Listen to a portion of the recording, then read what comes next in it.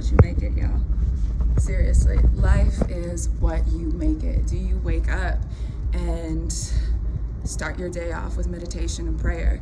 Do you wake up and start your day off with a workout? Do you wake up and start your day off with overwhelm? Do you wake up and start your day off with sugar? Do you wake up and start your day off with last night's stress, right? How do you choose to wake up and start your day? Because life really is what you make it, y'all. Because one thing that I'm learning when it comes to any type of change in our lives, right? There's three important things. The first is your thought life, right? The first is your thought life. How are your thoughts aligning you with where you're trying to go? Number one.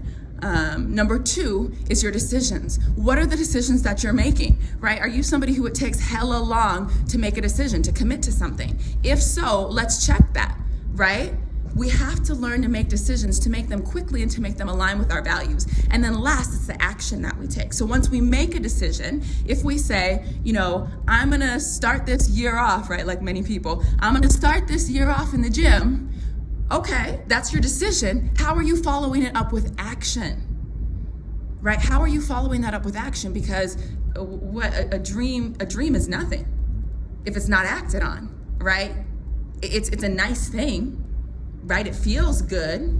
It's something kind of cool to aspire to, but you're not actually going to realize that dream. You're not actually going to move there unless you actually move there, right? Unless you put one foot in front of the other.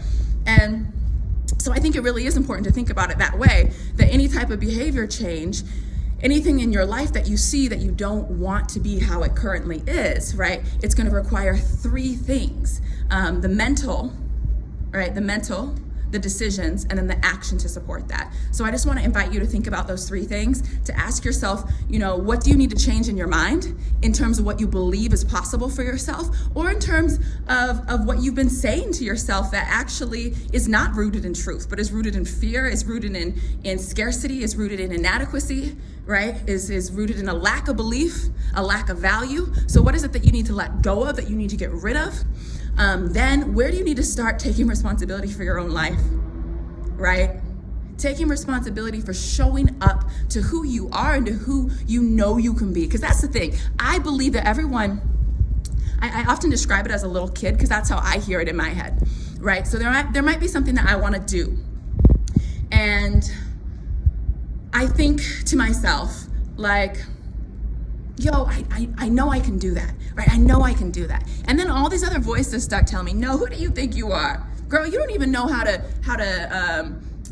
you don't even know how to do X, Y, and Z, right? Why do you think that you could do that? Or you've never done, or you don't have this type of background, right? And all these voices that try to discredit that little girl in me that's like, okay, so you can do it. You got this. Anything's possible. You know that, right? And I think that that's a voice that everyone has. And I'm biased because mine's like a little girl, but I do think that that's the little child in us, right? That little child that when you came out into the world, before you got jaded, before so many people, before your parents, before your family, before your friends, before the world, society told you no, you believed that you could. And you honestly believed that you could do absolutely anything, right? You probably even tried to jump off your back balcony before mama came and said, no, baby, don't jump, you're gonna get hurt, right? Because you believed I could fly. You believed I could jump and fall and still be okay, right? And so what do all those no's, what do all those parameters, what do all those boxes do to us? They limit us. And yeah, I'm not saying go and jump off of a cliff, definitely not saying that. There are just stupid decisions, and yet our idea of what's stupid is skewed.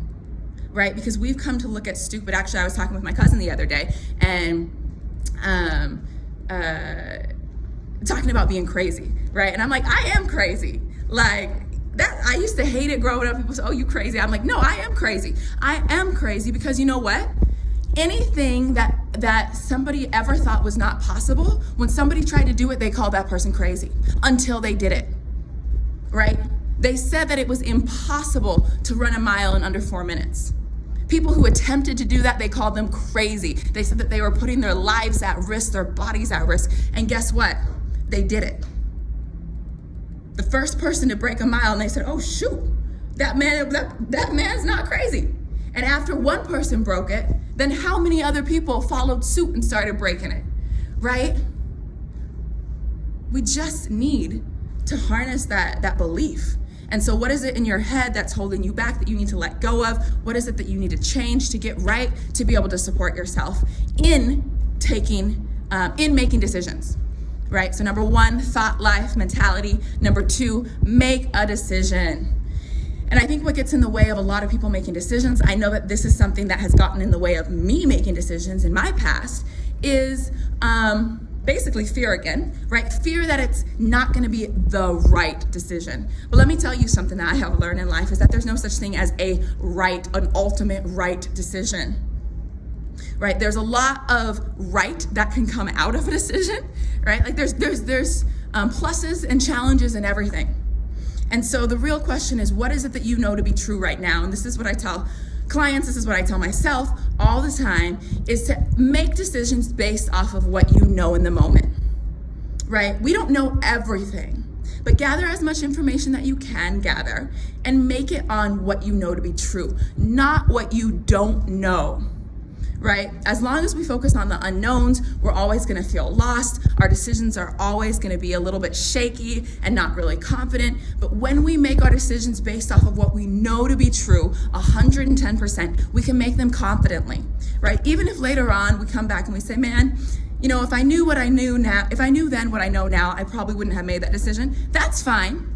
But you can still rest assured in your decision because at the time that you made it with an understanding of what felt true to you then, right? And so we can be confident in our decisions because we know why we're making them.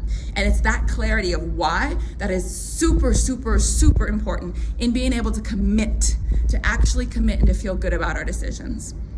Right? Because there's all sorts of unintended consequences, but you know what? I don't have to concern myself with those in the moment if I know that I'm making it off of truth. Later on, we can talk about that and we can come back and say, okay, next time I might do X, Y, and Z, right?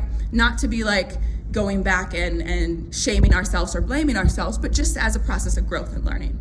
All right, so the trick with the decisions, what did I say, is when you're making decisions, don't base your decision on what you don't know. Ask yourself, what do I know to be true in this moment? And what is that leading me to? Make your decision. Once you've made that decision, here's another trick when it comes to decisions. It's not the first decision that really matters. It's the second, it's the third, it's the fifth, it's the 20th. So when you make the decision, it's not just a one and done, right? If we use that example of, I'm committing January 1st to go to the gym, it's not just a one and done, right? You gotta wake up January 2nd and say, I'm committing to go to the gym. January 3rd, I'm committing to go to the gym. January 4th, I'm committing to go into the gym. January 5th, I'm committing to go into the gym, right? You gotta wake up and do it every day,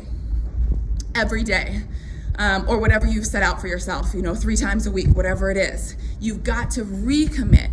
And I think that's what we often forget is we think that the first commitment is the most important, but it's actually the following ones. And then the third step is action, right? And so how are you aligning your action to support you in the decisions that you've made, that you set out for yourself? And that's key because we need follow through. We need the follow through or else you have nothing.